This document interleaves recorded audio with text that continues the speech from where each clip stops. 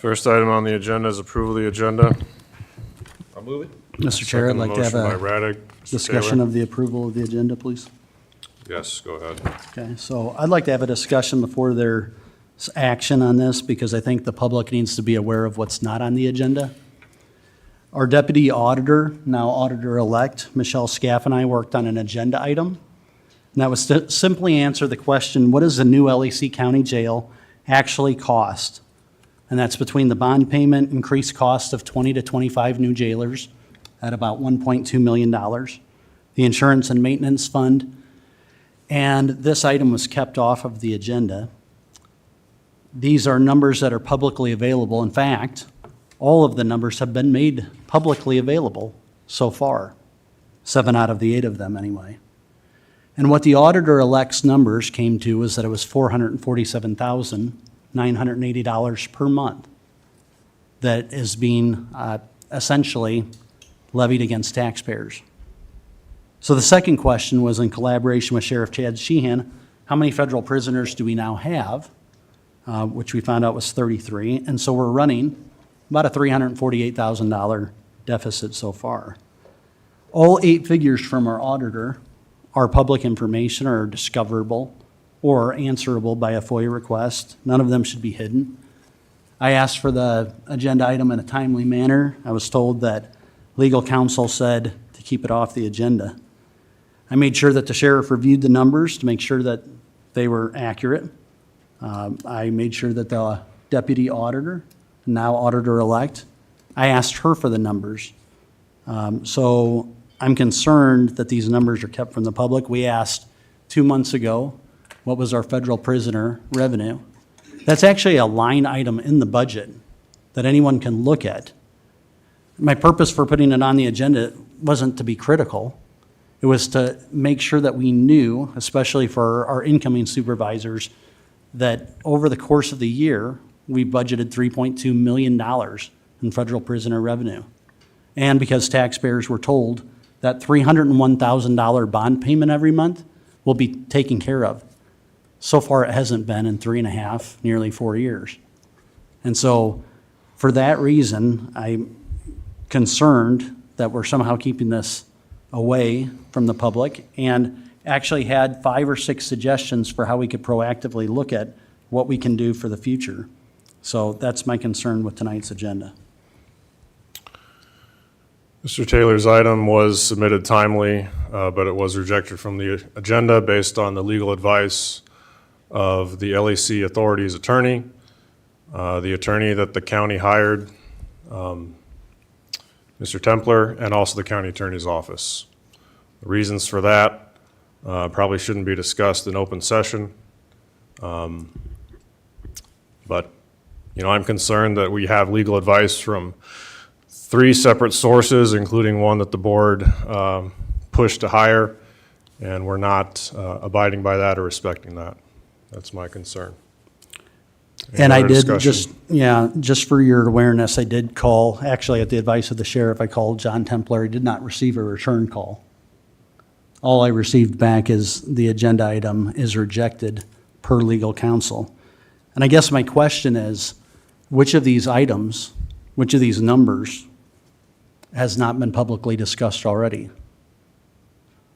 FY22 to FY25, it's $1.2 million increase for 20 to 25 new jailers.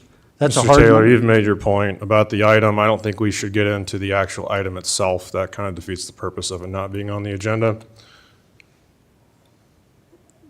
I'm just curious if any, I think I just will end by quoting Dr. Scaff. They have to know that all these numbers are public and they are coming out. So whether we're hiding them today, they've already come out in the budget. They'll come out again in the budget. We're losing $347,000 every month. We're not covering the bond. I think that deserves to be known and discussed, and I'd ask that this be moved into the record. Any other board discussion on the approval of the agenda? Does the board wish to entertain citizen comment? I think it's appropriate. Go ahead. Doyle Turner, 2738 200 Street, Mobile.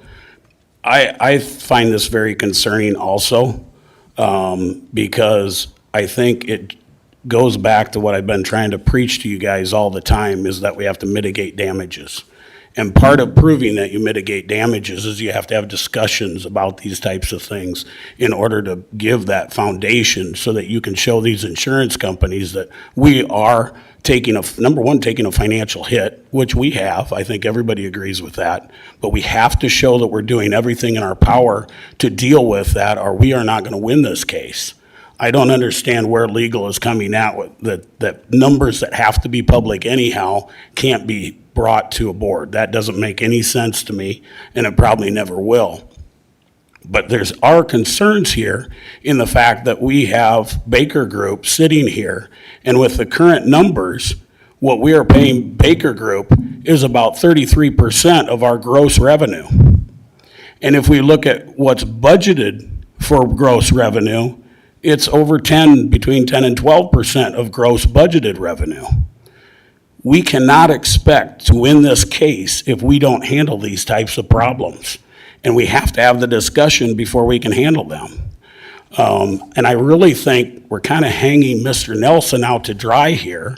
He's going to the LEC authority, and he's just one vote out of 3. They're outvoting him. And I really think this board needs to consider encouraging Mr. Nelson to ask for a vote of no confidence for the chair of the LEC, because the way this is set up is really detrimental to the county. I did talk to the state auditor, and while I was talking to their office, they said they looked up the 28E agreement, and they said this 28E agreement is horrible. And it took her no time to figure that out.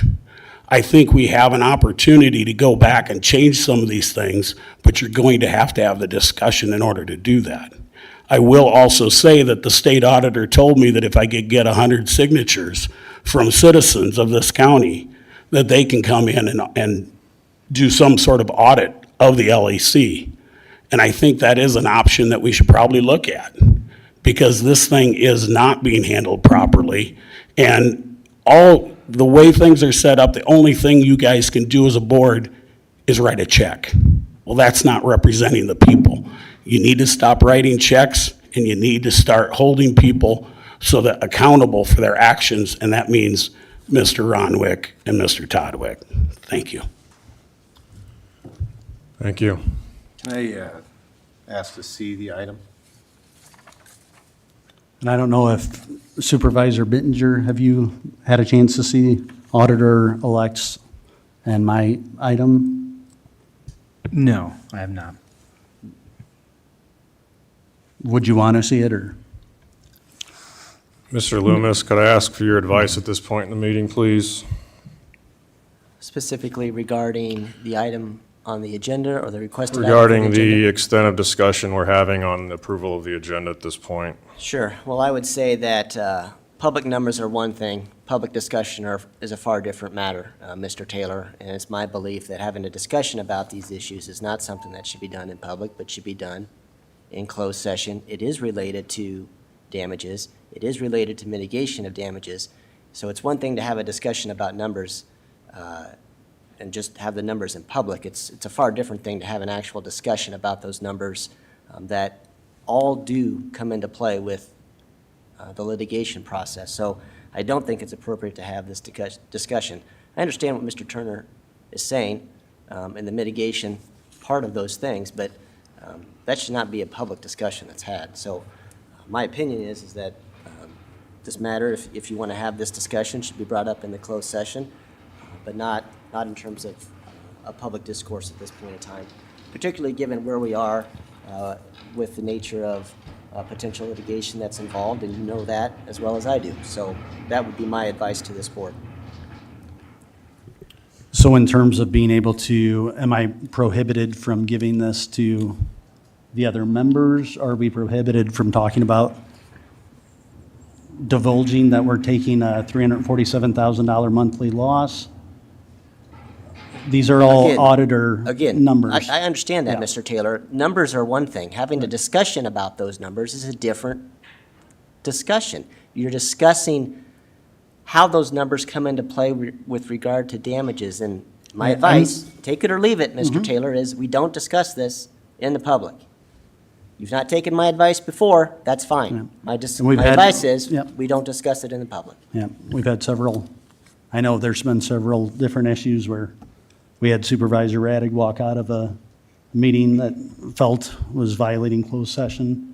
And so I know sometimes we've had some disagreements, but May I hate to Mr. Nelson, I want to recognize you. I saw you're about to speak. Mr. Chairman, did John Templer respond that he would rather not have this item on the agenda? Yes. Okay. I guess my question would be for Jeremy, of the five of us up here, excuse me, you were the one that wanted John. Others of us wanted different counsel, but we agreed that his credentials were very good and hired him. So I guess I'm concerned, and I know it's late in the game for you anyway, but this was your guy, but now you don't want to follow his advice. So I guess I'm lost here. yeah, and we've had a similar discussion before when, Supervisor Raddick and I walked out of, or at least Supervisor Raddick walked out of a closed session that we thought was inappropriate, that we have to take advice. But I did call John Templer, didn't get a call back. And my only question would be, which of these numbers should we not divulge to the public? I would have welcomed any discussion and say, well, let's get on the same page, or let's take and not tell this budget number, let's not tell this budget number. I didn't hear any of that. And I guess the concern has been all along is they don't want us to, and James has kind of alluded to this, is they haven't wanted us to talk about specific damages because it could hurt the county's standing when we get into mediation. I, for one, want us to get every penny back we can. And so if we have counsel that we have hired to represent us that says, if you go down this avenue, it will hurt your ability to recoup damages, I want to steer away from that. And I realize that I'm one of five, and I may be the only one on this board that believes that. But I would ask as someone that's going to be here next year, and you're not, that on your way out, that you would do anything you can to help me, Dan, Matthew, the county recoup as much as possible and not throw it all away at the last minute. Yeah, and I don't want to throw away any damages as well. But I also know that, for example, that I was told, don't tell the $3.2 million that we have budgeted, which is a public number. We have predicated our budget on that, and we deserve to know this is the goal and this is what we need to do in order to reach that goal. It's not the assignment of blame for, who's assigned and And our damages are more than that. Absolutely, absolutely. And so we don't want to talk specific figures because if they're too low, it can damage our credibility when they say, well, wait a second, Jeremy was saying in a meeting your damages are only 3.2 million. Now you're saying that they're some arbitrary number that's higher. That's what we want to avoid. And so I would just ask that we listen to the advice of our counsel, or we should just cease the representation of us.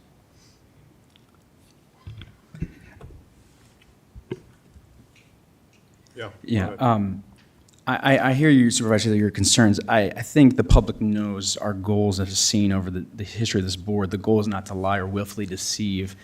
Those numbers are readily available, and I would encourage every citizen to take personal responsibility to engage and get those numbers come to budget meetings. However, I do agree if our three legal advice all were in agreement that we should not, I think that is, I'm going to respect that and go with that. I think it's fine to leave off the agenda. I don't think it was intent to harm, intent to hide, intent to mislead the public. So I disagree with you on that. But it is numbers. I agree with Council Loomis that yes, those numbers will be out there, but there's a difference between stating a number versus discussion. So I'll be supportive of the agenda as is and support our legal counsel. So in their decision. So I'll be fine with supporting the agenda. I did want to comment, your 28E comment was based off Iowa code, so when Iowa Code is spelling out the rules for an authority in the city and the county, I don't know if it was our mistake, our attorney's mistake, or if it was the Iowa Code's mistake of allowing the 28Es or the authorities to be set up in the way they are. Going through this, personally, I don't feel like there's anything that's not discoverable that would hurt our case. But I also respect, legal opinions and the will of the board. It seems as though if the sheriff was involved with finding some of these numbers, as well as the deputy auditor, you know that number. So hopefully it's an attainable goal. Hopefully we get there quickly. Because honestly, that was the deal when, I was chair and we toured the county and promoted the idea of building a new jail. It was predicated on the idea that we would do everything in our power to fill it and pay for it through those, room renters, if you want to call it. You've probably seen the number. I don't know if you have. Okay, so maybe the goal is accomplished without it being on the agenda, but I honestly, and I get that every attorney is extremely cautious and will always err on the side of caution, no matter what. And as a board, if, everybody sees the agenda item and says, you know what, it probably shouldn't be on, and the majority says no, then, well, let's not put it on. But as long as, like I said, these are just public numbers, somebody could probably go to the auditor's office and request those numbers. But that being said, I'm fine with the vote, unless there's anything else somebody else wanted to say. All right, let's move to a vote. All those in favor say aye. Aye. Opposed say nay. Nay. Passes 4-1. Taylor opposed. Items 2 through 5 constitute a consent agenda of routine action items to be considered by one motion. Items pass unanimously unless a separate vote is requested by a board member. Item 2 is approval of the minutes of the November 26th meeting. Item 3 is approval of the claims. Item 4 from Board Administration is approval of notice of property sale resolution for parcel, also known as 5201 Hamilton Boulevard, for Tuesday, December 17th at 4:35 p.m. Item 5 from Human Resources includes A, approval of memorandum of personnel transactions, B, authorization to initiate the hiring process, C, approval of retiree requests to remain on the county dental insurance with spouse, D, approval of the 2025 Wellmark self-funded renewal rates, and E, approval to overlap 2 employees in 1 budgeted position in secondary roads. I'll move the consent agenda. Second? Second by Bittinger. All those in favor say aye. Aye. Opposed say nay. Passes 5-0. Item 6 is reports on committee meetings. Mr. Radig. I did not have any committee meetings, but I did make the best turkey of my life on Thanksgiving Day. And I also wanted to say, go Hawkeyes. Rub it in. Mr. Taylor. So not really a committee meeting, but talked to State Senator Kevin Alonz a couple hours ago, and he let me know that he's sponsoring a bill in the legislature in order to give property tax exemption for those who have given their life in the line of duty, in terms of first responders, law enforcement, and others. Believe that that will be concurrently sponsored in the House. I think it's a great thing. Glad that this board was supportive. Thank you. Mr. Nelson. We had an LEC meeting this afternoon.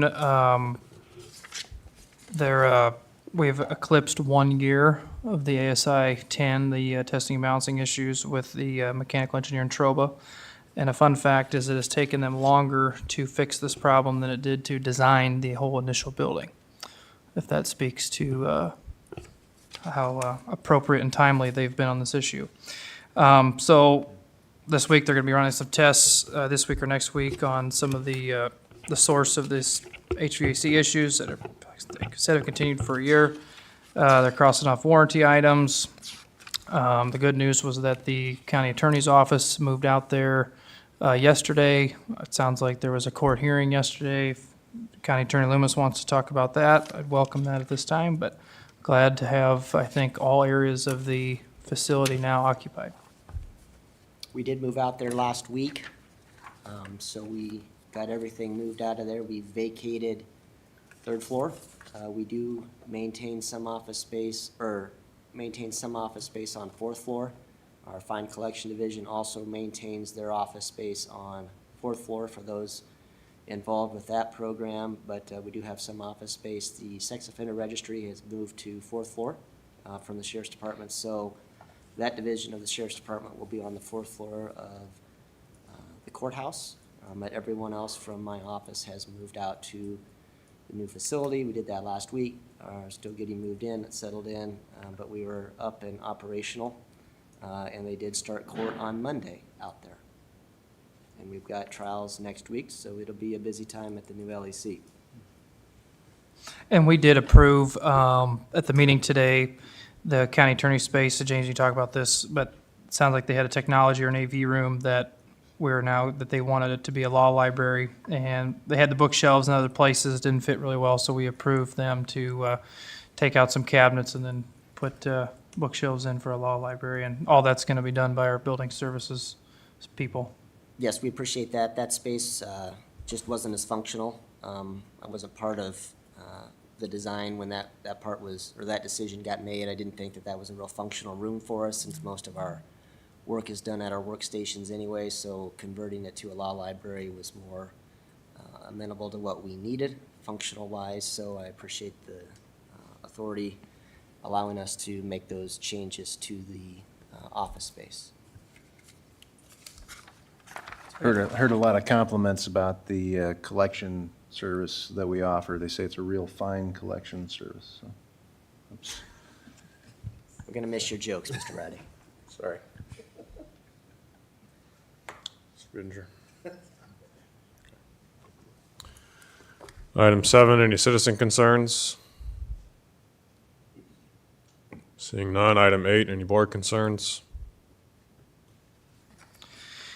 Saturday, since I'm a Cyclone fan, I will not only be celebrating Iowa State playing a championship game, but I will not be sulking at home by myself like a sad Hawkeye fan would be that they're not in a conference championship. And so if you want to break out of that, that sad sulk of, your football team just being inferior in the state, you could go out and ramble this weekend on the Rural Route Ramble. So Friday and Saturday, I've been driving through a lot of these towns this past week, and it's fun. All the decorating and things that are going on and all the activity. KTIV had a great story about that last week, and appreciate the coverage on that. But the weather's going to be beautiful, and we're just excited to see all the main streets full of traffic and all the activity going on in the rural part of the county. So I would encourage you to come out and check that out, and don't be so sad about being a Hawkeye fan. There's always next year. In this case, I can willingly cheer for Iowa State to go out and beat Arizona State. I'm fully acceptable in those scenarios, but it is slightly disappointing that we blew that game and a couple others, and are definitely sitting home this weekend. I appreciate that, Keith. You're a good sport. Any other board concerns? We are adjourned.